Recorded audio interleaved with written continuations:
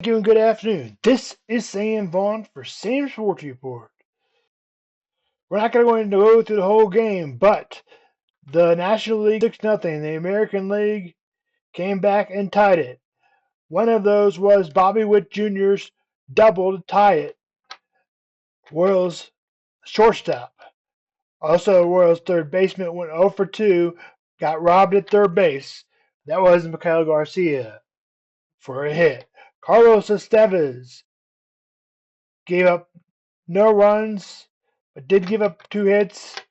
His miles an hour, 96.8 average to 94.5.4 average. His highest fastball was 98.4, which was the highest of the season for him.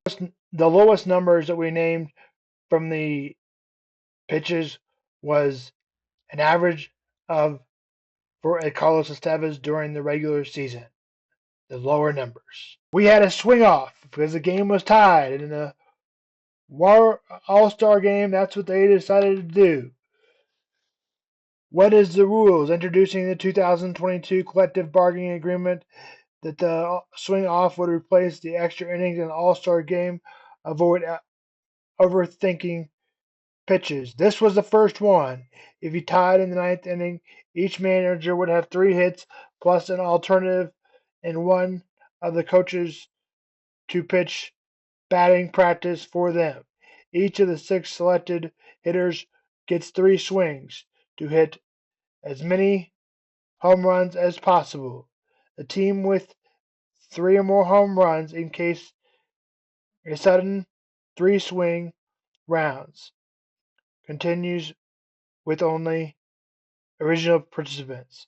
On Tuesday, July 15th, 2025, here's how did the swing off. Regulation play at 6-6 in the ninth inning at Trust Park. AL manager Aaron Boone put Brett Rooker, Randy Arozarena, and Jonathan Aranda. The NL manager Dave Castor and Kyle Schwarber and Pete Alonso. NL won the swing off at the total of 4 home runs, and 3 of them, for 3, came from Kyle Schwarber to win it. Final score was officially 7-6. Schwarber earning the MVP despite being hitless in the regular innings, and Pete Alonso was the MVP during the game, but not during the swing-offs. This is according to ChatGPT. Final official score was 7-6 National League, with Schwarber winning the MVP despite being hitless in regular innings. Now we move on to the other baseball. Royals small deal trade Cam Devaney. Royals get a utility player and Adam Frazier. Welcome back, Adam Frazier, who also played for the 2024 season. Adam Frazier might be slight better, but it might not change the record by only 1 game. Who knows if it even changes the record. Royals will play the Marlins tomorrow. Friday.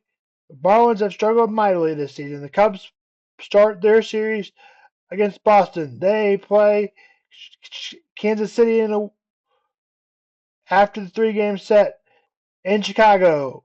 More on this tomorrow. As we talked about on Tuesday, Trey Smith got the highest right guard in football and is back on the Chiefs team for at least another 3 years. That's what the contract is looking like, even though it's a get out of jail free card.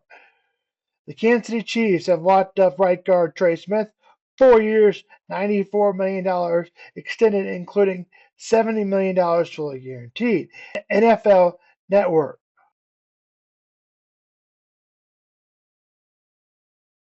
Also, including the reports are out that Rashid Rice will serve 30 days in prison between the next 5 years. Will be on probation for the next 5 years and will miss 2 to 4 games.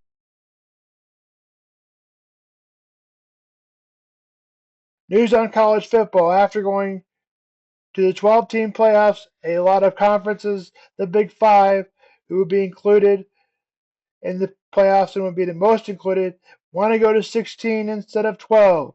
Last year was the first playoffs with more than 4 teams and it was 12. Now in a few years they want to go to 16. It could be earlier. That could come later. In the Big Ten and SEC are all opponents for 16 teams, and including Missouri coach Eli Drinkwitz, who commented on he would like a 16-team playoff. Now on to overthinking. Overthinking happens a lot with ADHD.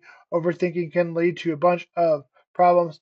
ADHD led to a lot of problems. Also for me, wishing you'd done it or said the same thing differently. Feeling the shame can result. It can be helpful to reflect on past situation, what worked, what didn't work, but definitely next time. On the other hand, overthinking it damages results in sadness or depression. It can make you feel anxious and lower your confidence in your ability to navigate the world. It can also make you less social.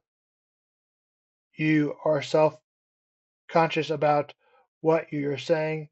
Tips for overthinking. Even if you have been overthinking your whole life, you can change that. Here are 4 suggestions to help. We'll have more work next week. This is Sam Vaughan for Sam's Sports Report and Sam's Mental Health Day. There's really just one single wall between you and the life you know you want to live, and that's your mindset. And I'm going to share one with you that kind of changed my life immediately. Trust me, I know how you feel. I know you're sick of it. You're sick of knowing that you have these big goals and dreams, and yet you don't know how you're going to reach them. And it kind of feels like you're just wasting all your potential. So ultimately, you do nothing, because the more you think about it all, the more overwhelming and honestly impossible it all sounds. But what if I told you that it really wasn't that hard, and in reality, you can change your life as soon as tomorrow? In late December of 2023, I decided I'm done. I can't do this anymore. I can't sit here and continue to feel miserable and empty while I wait for my life to change for me. But then I fell into the same old trap as I'm sure you have. I start to overthink and I start to get overwhelmed. I would think about how long it would take and just how much work I would actually have to put in to make a difference in my life. And then I reached my phone to open Instagram for like the 30th time today. But then it dawned on me. I recalled a piece of advice I was given a while back. By who? I have no idea. It was probably my mom, though. Thanks, Mom. But the advice goes, just take one step every day. When you think of your goal or dream, don't look at the entire mountain you're about to climb. Just find where you're going to put your foot next. It doesn't need to be complicated. It's easy to get overwhelmed by your big goals and dreams, but if you just think, just one step today and I'm done, it makes things a whole lot easier. And if you still need a little bit of extra motivation, just remember that the pain of doing nothing will always be worse than the pain of doing something. Because sure, taking steps can be uncomfortable and intimidating and scary, but it will always be better than the alternative. The slow, never-ending subconscious discomfort of remaining dormant will always be worse than the temporary and voluntary discomfort of making a change. Maybe some days you'll feel an extra bit of motivation and you decide to take 3 steps instead of just 1. That's great.